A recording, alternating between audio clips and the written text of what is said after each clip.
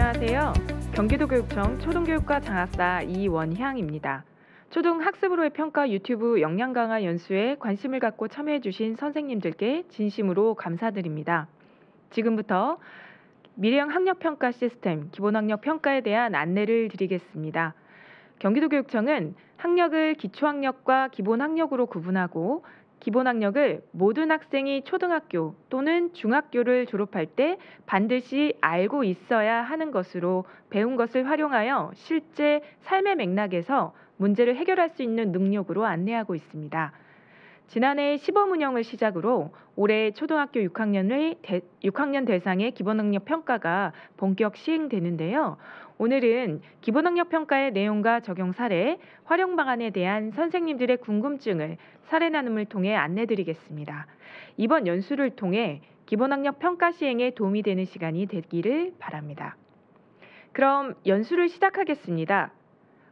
2025학년도에 기본학력 평가에 대한 기본 이해와 향후 추진 계획 수립, 방향에 대해 알아볼 예정인데요. 안양남 초등학교 강대일 수석님을 강사님으로 소개하겠습니다. 안녕하십니까. 학생의 삶과 성장을 지원하는 기본학력 평가에 대해서 말씀드릴 안양남초 수석교사 강대일입니다. 오늘 연수 순서는 기본학력 평가란 무엇인가, 기본학력 평가의 정책 연구, 기본학력 평가 실행 사례, 마지막으로 질문하고 답하다 순으로 진행하겠습니다. 기본학력 평가란 무엇인가를 처음 들었을 때 어떤 게 떠올랐을까요? 첫 번째는 학력이란 단어였습니다. 학력이란 단어는 교육이 시작된 이후로 많은 성찰과 고민들이 이루어졌었는데요. 그래서 사전적으로 어떤 의미를 가지고 있나 살펴봤습니다. 그래서 첫 번째 살펴봤더니 교육을 통하여 얻은 지식이나 기술 따위의 능력을 정의 내리고 있었고요. 두 번째 내용은 학교 따위의 교육기관에서 학습이나 훈련을 통해서 얻은 지적 적응 능력이라고 이야기하고 있었습니다. 또 하나는 있었는데요. 이거는 학력, 즉 학교 나온 이력을 나타내는 학력으로 정의 내리고 있었는데요. 그래서 1번, 2번 정도가 저희가 오늘 얘기 나눌 기본학력 평가의 학력이지 않을까 생각이 들었습니다.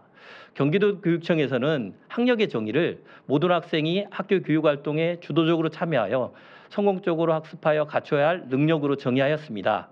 이를 통해서 지식을 구성하고 활용할 수 있는 능력, 그리고 미래 사회 변화에 대한 대응 능력, 그리고 인지적이고 정의적인 영역을 포괄할 수 있는 능력을 말하고 있습니다. 학력이란 이야기를 했을 때 많은 시대를 바뀌어가면서도 학력을 평가하고자 노력을 하였습니다. 그래서 가장 많이 들었던 이야기가 국가 수준 학업 성취도 평가입니다. 국가 수준 학업 성취도 평가는 1999년에 시작됐는데요. 초기에는 표집으로 진행하다가 2008년대에 초등학교 6학년 학생을 대상으로 일제고사를 진행하였습니다.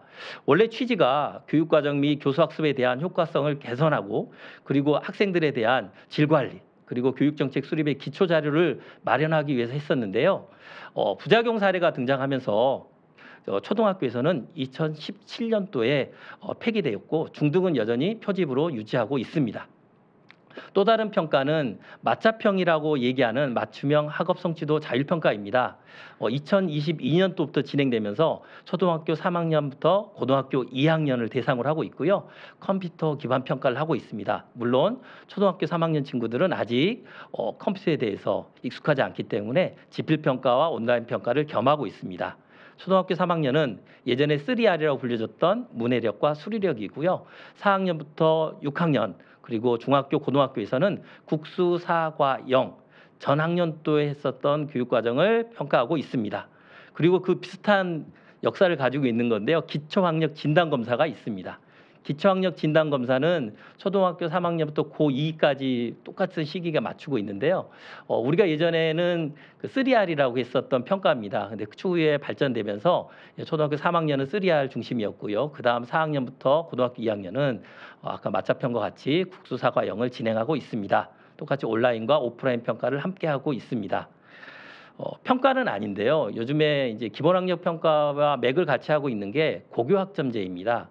고교학점제 하면 가장 유행하는 말이 최성보라고 합니다. 실제로 저는 최성보라는 이름을 가진 분도 만난 적이 있는데요. 최소 성취 수준 보장이라는 말입니다. 원래 고교학점제는 학생의 선택권을 강조하고 학생이 진로에 따라 다양한 수업을 개설하는 게 목표였습니다. 그러면서 본래 취지였던 교육의 질을 확보하고 학생의 학습 결손을 방지하는 게 목표였는데요. 그래서 최소 성취 수준을 보장하는 게 목표였습니다. 그 부분에 부족한 친구들에게는 보충 학습을 하고 또 그걸 도달할 수 있도록 노력하는 게 목표라고 하는데요. 최근에 제가 고등학교 선생님께 고교학점제 하면서 어떤 게 바뀌었나요? 라고 여쭤봤을 때 그분이 얘기한 가장 큰 거는 하위권의 학생을 바라볼 수 있게 됐다는 게 변화가 왔습니다. 라고 얘기하더라고요. 저희가 의도하지 않았지만 또 다른 나비 효과가 발생하지 않았을까 생각이 들었습니다. 방금 장 학사님 말씀하셨던 기본학력과 기초학력에 대한 이야기를 말씀해 주셨는데요. 기본학력은 초등학교를 졸업했을 때 또는 중학교를 졸업했을 때 반드시 알고 또는 할 수 있어야 하는 공통 핵심 기준을 충족하는 학력이라고 정의 내리고 있고요. 기초학력은 최소한의 성취 수준을 충족하는 학력입니다. 그럼 이 두 개는 같은 개념이 아닌데요. 가장 흔히 혼재되어 있었다고 저는 생각합니다. 명확하게 두 표를 비교해 보면 기본학력은 다양한 교과에서 도달해야 될 학습 목표를 포괄하는 능력이고요. 기초학력은 아까 말씀드려서 3R이라고 했던 수리력과 문해력 기반이라고 얘기할 수 있습니다. 그래서 국가 수준에서 학생이 기본적으로 갖춰야 될 성취 기준을 도달하는 것은 기본학력이라고 할 수 있고요. 그 다음에 학습 부진이라든가 사회에서 필요한 최소한의 필수 역량을 평가하는 것은 기초학력이라고 이야기할 수 있습니다.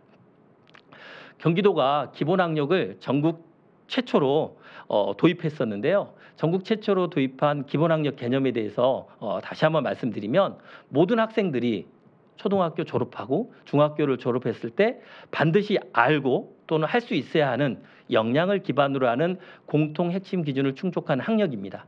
그동안의 평가는 최저나 최소에 대한 기준으로 설정하는 게 다수였는데요. 저희는 모든 학생들이 도달해야 될 핵심적인 내용을 의미하고 있습니다. 그래서 실제 학생들이 성공적인 학습을 경험을 통해서 배우고 또 삶에서 맥락으로 문제를 해결하는 능력을 키워주는 게 기본학력이라고 이야기하고 있습니다. 그러면 왜 기본학력일까? 그동안의 우리 교육과정의 책무성은 의무교육에서 말씀드렸다시피 충분히 갖춰야 될 능력, 즉 공교육의 책무성을 가진 기초 기본학력을 보장하는 게 목표였습니다. 그런데 그동안 우리는 초등학교, 중학교를 졸업했을 때 그 기본학력을 갖추었냐에 대해서 고민하지 않았던 것 같습니다. 그래서 지금 시행하고자 하는 기본학력은 학생의 학력 향상 및 학습의료 평가 정책을 현장에 안착하는 그런 의미에서도 중요한 의미를 가지고 있다라고 생각하고 있습니다. 그림으로 나타내면 이 표식이 될 것 같아요. 기초학력이 토대 위에서 기본학력이 증진되는 거고요. 그래서 결론적으로는 기본 인성과 기초학력을 갖춘 주도적인 인재를 육성하는 게 기본학력의 방점이지 않을까라고 정의하고 있습니다. 다음은 이런 기본학력을 왜 했을까요? 무엇일까에 대한 개념을 넘어서 그러면 우리는 어떻게 이걸 진행해야 될까? 우리가 하고 싶은 대로 하는 게 아니라 어떤 정책적 연구를 기반으로 진행했을 때 좀 더 내실 있게 진행할 수 있을 것 같아서요. 2022년부터 저희가 경기도교육청에서는 위탁을 통해서 정책 연구를 진행하였습니다. 그래서 정책 연구 진행한 내용을 바탕으로 제가 말씀드리려고 하는데요. 제가 그 정책 연구를 쭉 살펴봤더니 크게 4가지 기준으로 다루고 있는 것 같습니다. 첫 번째는 그럼 기준을 뭘로 삼을 건가? 두 번째는 그러면 그 기준을 도달할 수 있는 평가 도구는 뭘로 할 것인가? 그리고 실제 실행했을 때는 어떻게 실행하면 좋을지 마지막 평가 결과를 어떻게 피드백할까로 정리되는 것 같습니다. 그럼 먼저 기준 설정부터 말씀드리도록 하겠습니다. 2022 개정교육과정을 살펴보면 각 교과마다 영역별로 진행이 되고 있습니다. 그 영역을 살펴보면 그 교과가 가지고 있는 고유한 내용 체계라고 할 수 있는데요. 그 교과별로 그 교과를 관통하는 핵심 아이디어를 진술하고 있습니다. 핵심 아이디어는 각 영역마다 3개에서 4개 정도를 진술하고 있고요. 그 핵심 아이디어를 기반으로 내용 요소를 크게 3가지로 지식 이해 과정 기능, 가치 태도라는 3개의 범주로 표현하고 있습니다. 그래서 그 지식 이해 과정 기능, 가치 태도 3개의 범주를 서로 결합해서 나온 게 성취 기준입니다. 그래서 성취 기준은 그 영역별로 갖춰야 될 궁극적인 목표, 도달점을 이야기하고 있습니다. 실제 2022와 2015 개정교육과정에서 말하고자 하는 성취 기준의 개수를 보면 2015에서는 708개 정도 되고요. 2022에서는 숫자가 줄어서 611개 정도 됩니다. 이 숫자를 모두 다 확인하는 것은 물리적으로 어려운 것 같습니다. 그래서 이를 좀 종합적으로 한번 어떻게 종합할 수 있을까? 그래서 나온 게 빅 아이디어 중심이지 않았을까 생각이 들었습니다. 그래서 공통 핵심 기준을 마련하기 이해하기 위해서 우리가 말한 빅 아이디어 중심으로 재구조화가 필요했고요. 그래서 학습 내용을 명확하게 규정하고 학습 내용을 적정화시키고 학습 경험의 질을 높이는데 큰 도움을 주는 것 같습니다. 2022 개정교육과정에서 빅 아이디어란 개념은 흔히 많이 이해하기 나눴기 때문에 굳이 제가 저기에서 부연 설명하지 않겠습니다. 표와 같이 그림에 보면 빅 아이디어가 밑에 있고 그 위에 내용 체계표가 나와 있습니다. 2015 개정교육과정과 2022 개정교육과정 문서를 기반으로 해서 빅 아이디어 중심으로 국어, 수학, 사회, 과학 교과의 내용을 재구조화했고요. 그래서 그걸 살펴보면 2015 개정교육과정에서는 핵심 개념과 일반에 대한 지식 그리고 내용 요소와 기능 쪽으로 표현이 됐다고 하면 2022 개정교육과정에서는 핵심 아이디어를 기본으로 해서 내용 요소의 범주를 지식 이해, 과정 기능 같이 태도로 해서 3학년부터 또는 중3 또는 국어 수학 같은 경우는 1학년부터 중학교 3학년까지 과정을 나왔고요. 그 오른쪽에 보면 성취 기준과 성취 기준 해설로 진술되어 있습니다. 좀 더 확대해 보면 핵심 아이디어가 인문 환경과 인간 영역에서는 네 개의 핵심 아이디어가 진술이 되어 있습니다. 이를 기반으로 해서 빅 아이디어 중심 체계로 바탕으로 공통 핵심 기준을 제시하였습니다. 표에 보는 바와 같이 교과별 핵심 영역을 국어, 수학, 사회, 과학에서 영역을 선정을 하였습니다. 원래 교과가 가지고 있는 고유 영역이 있었는데요. 경기도교육청에서 기본학력 평가를 구술하면서 국어에서는 텍스트와 이해와 표현이라는 영역을 구분하였고요. 나머지 교육은 내용 영역과 탐구 영역 두 가지 과정으로 진술이 되어 있습니다. 좀 더 자세히 살펴보면 사회과에서는 빅 아이디어를 진술하였는데요. 맨 위에 보면 시공간적인 우리에 대한 영역에서 빅 아이디어에 대한 진술문이 현재의 생활 모습은 과거로부터 지속되거나 변화한다라는 이런 영역을 표현했고요. 이걸 내용 체계표로 변환시켜 보면 우리 2022 개정교육과정에서 보여드린 바와 같이 영역표가 편성이 되어 있습니다. 그러면 도구를 개발해야 되는데요. 방금 전까지는 기준에 대한 얘기를 말씀드렸습니다.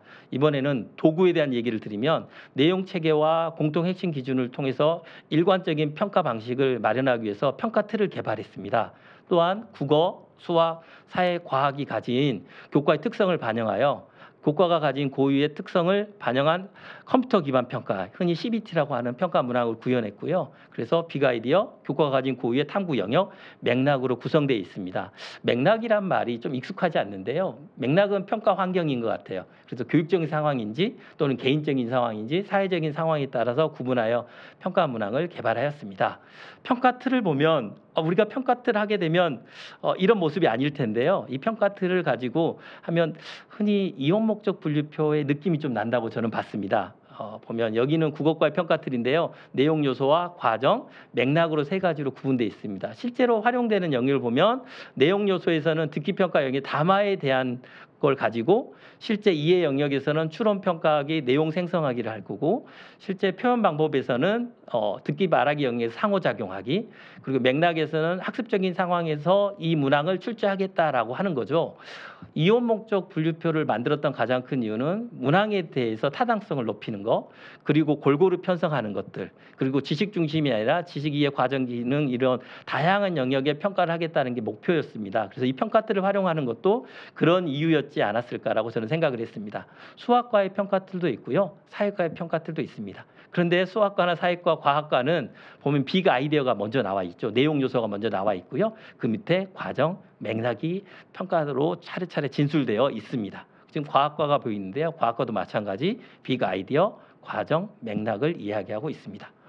그다음 이제 평가가 도구가 되면 마지막은 이 평가 수준에 대한 진술이 되겠습니다. 평가 수준은 흔히 3수준으로 해서 편성이 됐는데요. 아이디어 생성하고 확장하는지 또는 아이디어를 맞추고 변환할 수 있는지 마지막은 간단하게 회상할 수 있는지가 3수준, 2수준, 1수준으로 편성돼 있는데요. 현재의 성취 수준을 확인하고 목표 성취 수준 간의 차이를 교사 학생에게 안내해 줄 때 필요한 것 같습니다. 그래서 이 언어 진술은 교사용으로만 보는 게 아니라 학생에게 안내하고 가정에서 배부한다고 생각하시면 될 것 같고요. 국어과에서는 이해와 표현 영역, 수학과에서는 수학적 문제 해결, 사회과에서는 사회 탐구 과정, 과학과에서는 과학 탐구 과정에서 특히나 이 성취 수준에 대한 정의가 명료화되어 있습니다. 국어과의 걸 보게 되면 국어과에서는 원래 3수준으로 편성이 돼 있는데 각 영역별로 듣기 말하기 영역에서 담화에 필요한 내용들 또 다른 뭐 텍스트에 대한 다양한 이야기들을 수준별로 진술해 줬고요. 이 진술한 내용들은 차후에 학생들에게 통지할 때 활용되고 있습니다. 다음은 이제 성적 활용인데요. 우리가 그 평가의 다른 이름이 피드백이라고 얘기할 정도로 피드백을 강조하고 있잖아요. 그래서 우리 경기도교육청에서 학업성적관리 시행지침을 개발할 때도 보면 통지에 대한 내용들을 굉장히 많이 이야기하고 있습니다. 학습의료 평가에 대한 연수를 들었을 때도 많이 얘기하는 게 통지와 성찰에 대한 이야기를 많이 하고 있습니다. 그래서 교사 입장에서의 보게 되면 자신의 수업을 돌아보고 평가에 대해서 아이디어를 얻는 그런 활용으로 우리 활용하고 있는데요. 이게 교사 중심이 아니라 가정에서도 학생과 학부모에게도 이런 내용들을 진술해 줘야 되는데요. 그래서 학생이 무엇을 배웠는지 그리고 가정에서는 어떤 걸 아이들에게 도움이 필요한지 우리 아이가 어떤 걸 어려워하는지 또 학생이 배우고 탐구하는데 어떤 성찰을 줄 수 있는지 이런 관점을 통해서 학생 성적을 활용하기 위해서 통지표를 개발을 했습니다. 지금 보여드리고자 하는 게 이제 통지표 기본 양식인데요. 왼쪽에는 이제 전체를 아우를 수 있는 개론을 나타냈다고 하면 그 오른쪽에 보면 국수사과에 이 아이가 도달하는 수준과 비가 아이디어별로 해서 수준별로 맥락을 진술해주고 있습니다. 그래서 여기 보면 수학과인데요. 실제 문제 이해 및 발견 능력, 추상화 모델, 실행 및 결과 해석, 성찰에 통하는 이 아이의 어떤 수준인지를 가정에 배부해서 학생들이 차후 학습의 아이디어 및 차후 학습에 도움이 될 수 있도록 진행하고 있습니다. 지금 현재도 꾸준하게 정책 연구를 진행하고 있습니다.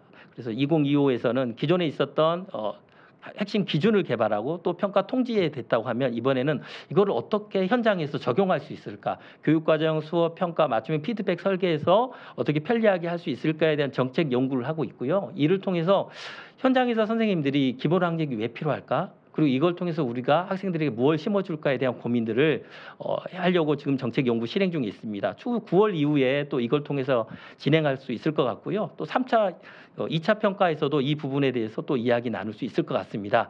지금까지 제가 경기도가 추진하고 있는 기본학력 평가가 왜 필요한지 그리고 실제 이걸 위해서 정책 연구가 어떻게 진행된지에 대해서 말씀드렸습니다. 다음은 이선숙 선생님께서 실제 그 현장에서 어떻게 평가가 운영됐고 평가 문항이 어떻게 됐는지에 대해서 소개해드리도록 하겠습니다.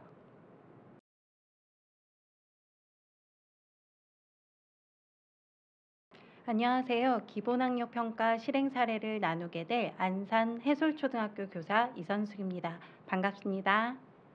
저는 오늘 선생님들과 함께 기본학력 평가가 학교에서 어떻게 실행되었는지를 함께 나누려고 합니다. 먼저 기본학력 평가가 정책 연구와 함께 2023년 12월에 84개교 6학년 2학급 학생들을 대상으로 4,200여 명을 대상으로 해서 운영하게 됩니다. 담임 교사를 대상으로 원격 연수를 통해 진행되었고 기본학력 평가의 정책 연구가 본 평가에서 학교 사항에 따라서 학사 일정을 고려하여 실시하도록 하였습니다. 이때 기본학력 평가라는 것이 낯선 개념이었기 때문에 졸업을 앞둔 초등학교 학생들이 얼마나 알고 있는지를 궁금해하는 물음을 우리에게 던져주었고 기본학력 평가가 필요한 것인가에 대해서 생각할 수 있는 기회를 제공해 주었다고 볼 수 있습니다. 이로써 최소 최저 수준이 아닌 교육과정 이수를 위해 반드시 학습해야 할 핵심 내용을 로서의 학력에 대해서 학교 현장에서 생각할 수 있는 기회가 되었습니다. 앞에서 설명해 주신 것처럼 기본학력 평가가 정책 연구로 진행되면서 문항으로 개발되었습니다. 그러한 문항의 개발의 틀을 잠깐 살펴보고 각 문항이 어떻게 개발되어서 학교에 들어가게 됐는지를 살펴보도록 하겠습니다. 앞서 말씀해 주신 것처럼 기본학력 평가 도구 개발은 기본학력 평가의 측정 구인을 통해서 세부 문항으로 개발되었는데요. 빅아이디어와 맥락, 과정을 통해서 세 차원으로 구성되어 있는 문항 단위를 개발하게 됩니다. 국어과를 살펴보시면 내용과 과정, 맥락의 세 차원으로 구분되어 있고 그 차원에 있는 세부 내용 영역을 볼 수 있습니다. 이러한 틀을 가지고 문항을 개발하게 되어 있는데요. 앞에 살펴볼 문항을 어떤 개발 틀로 만들어졌는지에 대해서 이야기 나누도록 하겠습니다. 살펴보신 것처럼 텍스트 2의 표현으로 나뉘어져 있고 담화글을 통해서 학생들이 내용 확인, 추론, 평가하고 내용을 생성하고 성찰할 수 있는지 그리고 표현에서 상호작용할 수 있는지를 학습적인 상황을 통해서 확인할 수 있도록 문항이 개발되었습니다. 직접 문항을 보시면서 이야기 나누도록 해보겠습니다. 듣기 말하기에서 의사소통의 목적을 달성하기 위해서 담화를 듣고 말하는 텍스트에서 가져온 내용입니다. 문제를 해결하기 위해 적절한 전략을 활용하고 이를 통해 서로의 생각과 감정을 상호 교섭할 수 있도록 하기 위해 문항을 설계했는데요. 국어과 문항의 전 문항의 한 세트에서 다음과 같은 과제 사항이 제시됩니다. 여러분들은 모두 6학년 몇 반의 학생들입니다. 우리는 국어 수업 시간에 미래 사회를 준비하는 우리라는 주제로 학생들이 직접 탐구한 내용을 발표할 예정입니다. 여러분들은 발표자로서 주제와 관련된 내용을 탐구하고 발표문을 제출하고 수업 시간에 발표를 하려고 합니다. 자, 그럼 선생님과 함께 발표 준비를 시작해 볼까요? 이러한 과제 사항을 맞닥뜨린 학생들이 다음과 같은 6개의 문항을 함께 해결하게 됩니다.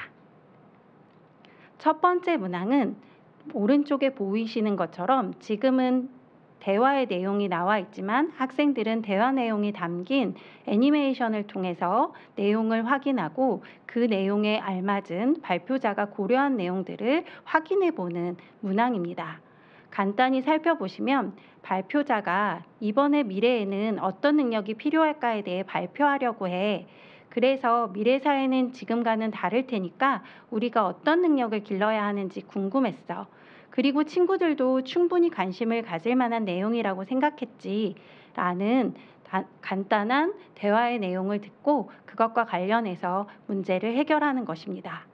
우리가 발표를 하거나 할 때 내용을 생성해야 하는데 그것들을 내용 생성하는 과정의 대화를 듣고 그것을 간접적으로 확인하는 것이라고 볼 수 있겠습니다. 두 번째 문항은 지금 보시는 것처럼 주제를 정했다라고 하면 자료를 수집해서 참고 자료에 나와 있는 핵심 정보를 끌어다 놓는 문항이라고 볼 수 있습니다. 아까 발표자가 자신이 하고자 하는 것을 이야기했는데요. 여기에서 더 세부적으로 이야기하면 시대별로 사람들에게 요구하는 능력이 어떻게 변화되고 있는지를 보여주고 설명하려고 할 때 다음에 나와 있는 교육부 블로그 내용과 설문조사 내용 또는 기업이 중요하게 생각하는 능력이 바뀌었다는 인터넷 기사 내용과 10년 뒤에 사라질 직업에 대한 동영상들을 각각 확인하고 자신의 발표에 활용하게 될 2가지 핵심 정보를 찾아서 끌어다 놓는 문항입니다. 앞에서 주제를 좀 더 초점화했다라면 여기에서는 내용을 생성한 것을 자료를 탐색해서 찾아볼 수 있도록 하는 문항이라고 볼 수 있습니다. 세 번째 문항은 준비한 자료를 활용해서 발표하는 담화 상황으로 발표 상황으로 구성되어 있습니다. 오른쪽에 있는 텍스트에 있는 내용들은 애니메이션을 통해 제공되는데 발표자가 미래에는 어떤 능력이 필요할까라는 주제로 발표하겠다 하면서 각종 자료를 활용해서 발표하는 담화문을 애니메이션으로 확인하게 됩니다. 그런 다음 3번 문항에서는 발표자가 활용한 자료 1번의 종류에 대해서 찾아보고 그 자료를 선택한 까닭에 대해서 확인해 보는 문항으로 구성되어 있습니다. 또한 마지막에 4번째에서는 마지막 발표 부분에서 전체적인 부분을 확인해 보고 발표에서 활용된 말하기 방식에 대해서 생각해 보는 문항으로 구성되어 있습니다. 이는 내용 생성에서 그치는 것이 아니라 생성된 내용을 발표하면서 전달할 때에도 어떻게 말할 수 있는지에 대한 평가를 연결해서 본 문항이라고 볼 수 있습니다. 5번째 문항은 발표를 듣고 친구들과 나눌 수 있는 질문과 그 질문의 목적에 대해서 연결해 보는 문항입니다. 이는 친구들과 직접 문항에 대해서 질문을 해볼 수는 없지만 친구들의 발표 내용을 확인하고 추론해서 그에 알맞게 질문의 목적을 설정해서 질문할 수 있는 상황을 확인하는 문항이라고 볼 수 있습니다. 마지막으로 이렇게 상호작용한 것들을 토대로 해서 보기와 같은 평가 기준을 통해서 발표에서 잘한 점과 보완해야 할 점, 그리고 여러분들이 발표를 한다면 적용하고 싶은 점들을 한 가지씩 찾아 쓰도록 함으로써 자신의 발표와 친구들의 발표를 성찰할 수 있는 기회를 제공하는 문항으로 구성되어 있습니다. 이렇게 앞에 나와 있는 과제 상황을 통해서 6개 문항을 통해 의사소통 상황에서 듣기 말하기의 문제를 해결하기 위해 다양한 활용 전략들을 활용하는지를 볼 수 있고, 내용 확인에서부터 내용 생성, 그리고 상호작용과 성찰하기 전 과정을 통해서 역량을 확인할 수 있도록 구성되어 있습니다. 국어과 문항을 살펴보셨는데 어떠신가요? 다음은 수학과 문항이 어떻게 구성되어 있는지를 이어 살펴보도록 하겠습니다. 수학과 문항의 구성을 살펴보려면 이와 함께 먼저 문항의 틀을 살펴보셔야 되겠습니다. 국어과와 다르다라는 건 앞에서 확인하셨죠? 첫 번째 빅아이디어와 과정, 맥락의 차원으로 나누어져 있고, 우리가 흔히 볼 수 있었던 것처럼 보이는 수와 연산에서부터 성찰하기까지의 세부 영역들을 확인할 수 있습니다.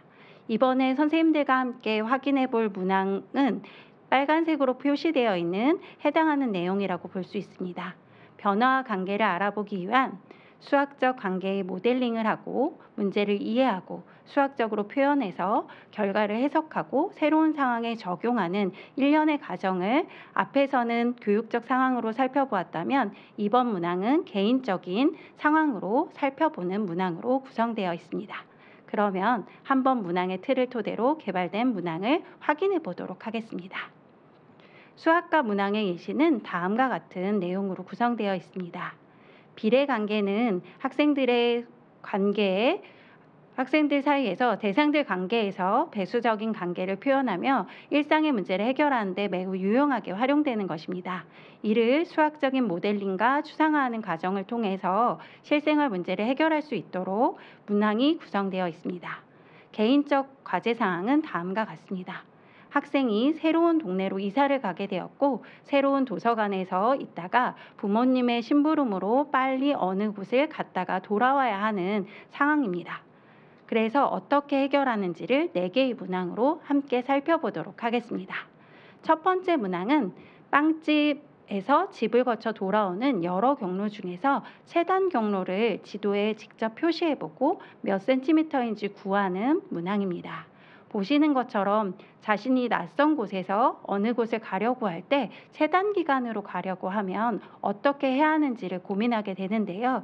여기에서 보시는 것처럼 주어진 것에 대해서 파악을 하고 자신이 구해야 하는 것이 무엇인지, 문제를 이해할 수 있는지를 확인할 수 있는 문항입니다.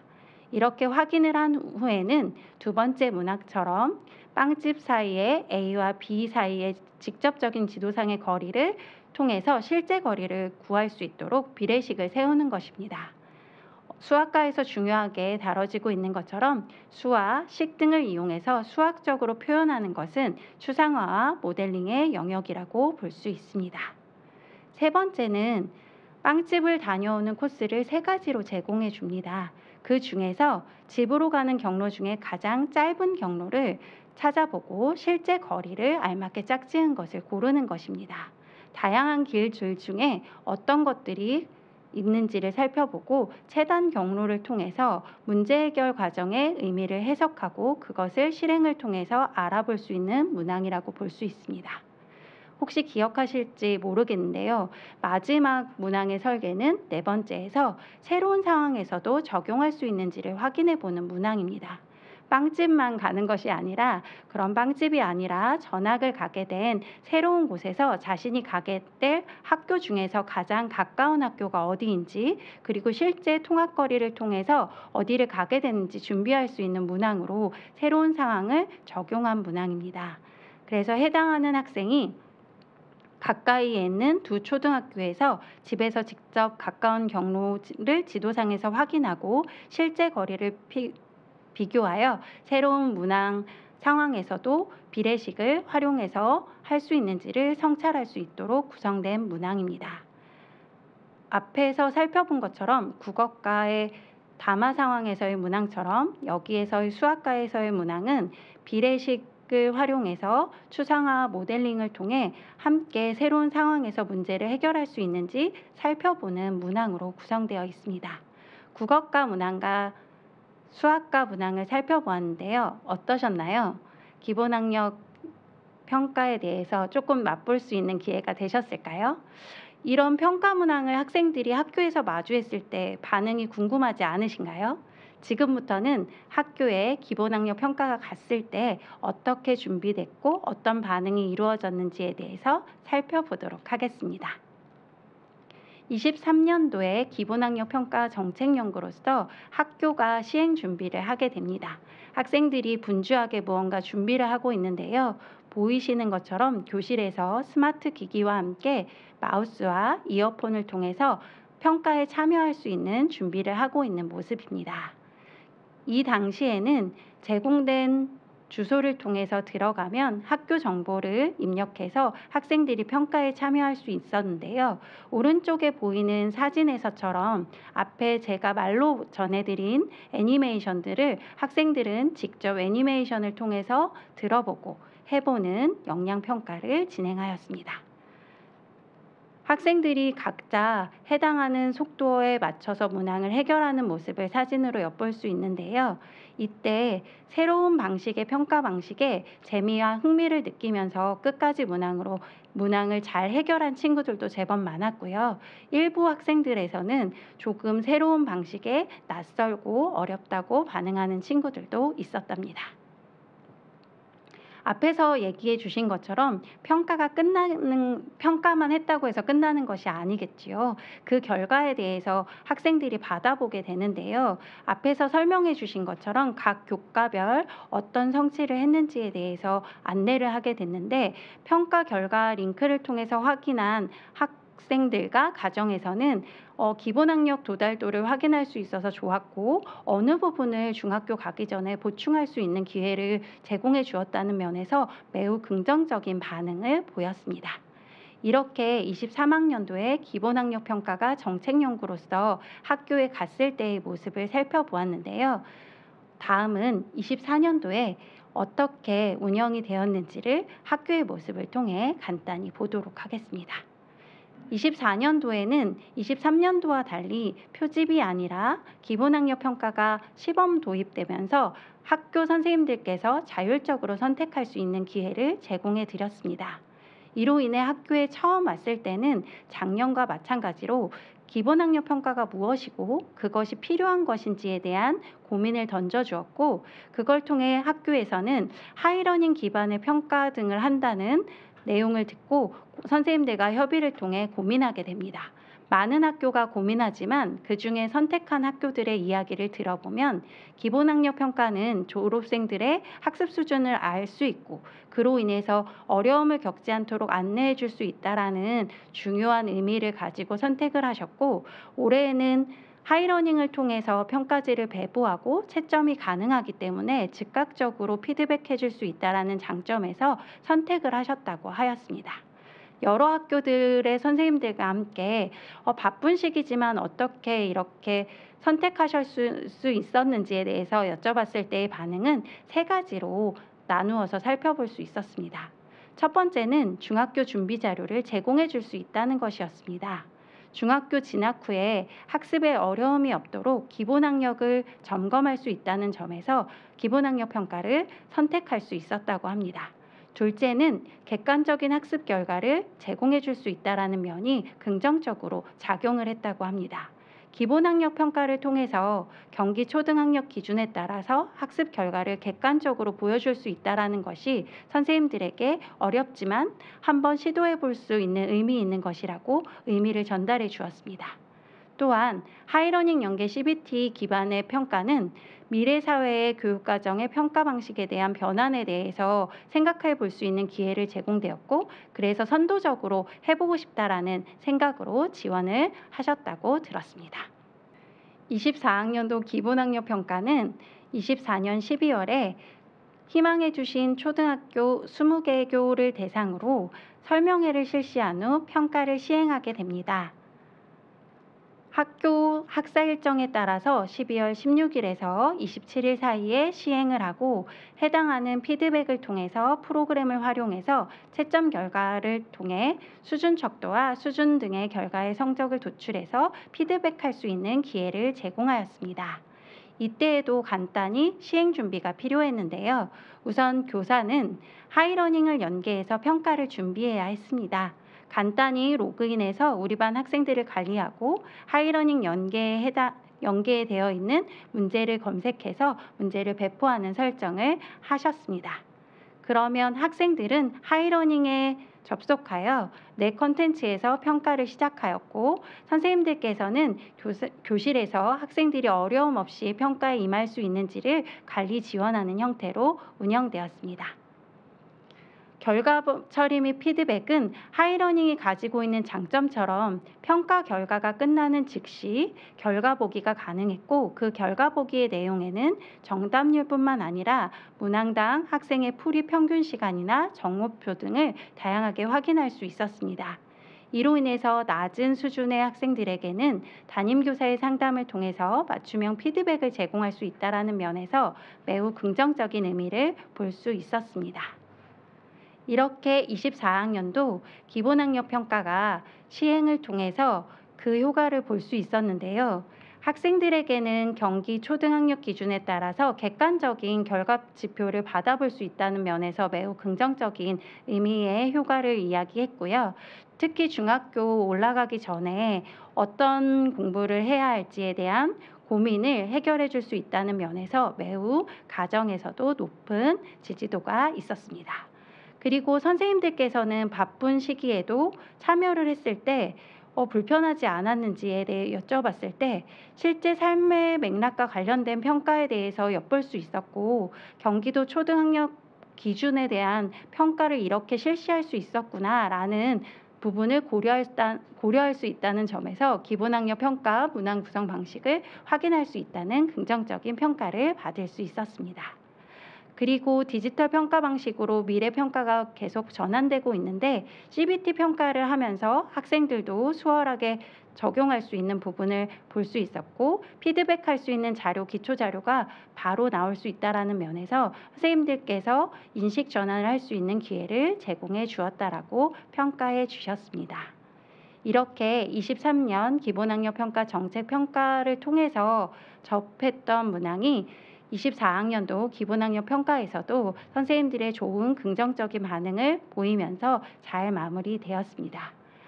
소수의 선생님들께서 참여를 하였지만 25년도에는 더 많은 선생님들이 학교에서 학생들에게 기회를 줄 수 있는 시간이 되었으면 좋겠습니다. 이상으로 사례 나눔을 마치겠습니다. 감사합니다.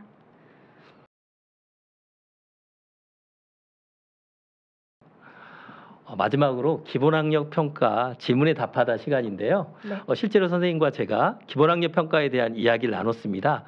첫 번째로 기본학력 평가에 대해서 알아보면서 선생님 어떤 생각이 드셨는지 궁금합니다. 네. 기본학력 평가라는 말이 생소하다 보니 처음 도입될 때는 고민이 많았던 것 같습니다. 하지만 막상 시행하고 나니 학교들에서 긍정적인 반응을 확인할 수 있었는데요. 그런 것들을 보면서 졸업 준비로 바쁜 시기이긴 하지만 하이러닝 연계 기본학력 평가를 통해 학생들의 기본학력을 평가하고 즉각적으로 확인하는 경험을 많은 학교에서 하면 좋을 것 같다는 생각이 들었습니다. 다음으로는 수석님께 여쭤보고 싶은데요. 네. 기본학력 평가의 현장 확대를 위해서 어떤 노력을 필요로 할까요? 제가 생각하기는 처음에 정책이라는 건 인식이 가장 중요한 것 같아요. 먼저 알고 그리고 나서 그걸 공감해야만이 선생님들이 움직일 수 있잖아요. 경기도교육청이 그동안 있었던 모든 정책들 또 전국을 선도했던 모든 정책들은 먼저 공감하고 인식하는 데 출발했던 것 같아요. 기본학력 평가도 어쩌면 선생님들이 이게 꼭 필요하겠구나. 이걸 어떻게 하면 좋을까? 우리 한번 해볼까? 하는 이런 인식에서부터 출발하면 공감이 될 것 같습니다. 네. 네. 마지막 질문인데요. 선생님은 기본학력 평가를 한마디로 정의하면 어떻게 될까요? 너무 어려운데요. 네. 유명한 링컨의 말에 빗대어서 이야기하면 모두를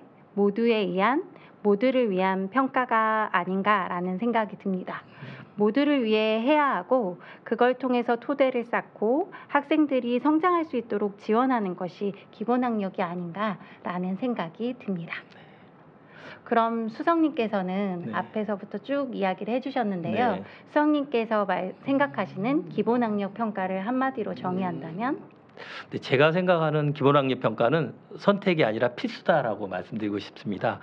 우리가 그동안의 기본학력 평가를 선택적으로 지금 진행하고 있습니다. 그게 아니라 모든 학교에서 필수적으로 운영해야 된다고 저는 생각하고요. 그래서 모든 학교 선생님들이 이 기본학력 평가에 대한 인식과 더하기 실행하면서 같이 성장했으면 좋겠습니다. 학생의 성장도 함께하는 게 우리 기본학력 평가의 목표지 않을까 싶습니다. 네. 지금까지 저희가 기본학력 평가에 대해서 처음 정책 연구부터 시작해서요, 그리고 사례 나눔, 그리고 질문에 답하다를 진행했었는데요. 여러분 잘 들으셨습니까? 또 현장에서 여러분과 만나면서 기본학력 평가가 확대되기를 기대하겠습니다. 이상 마치겠습니다. 고맙습니다.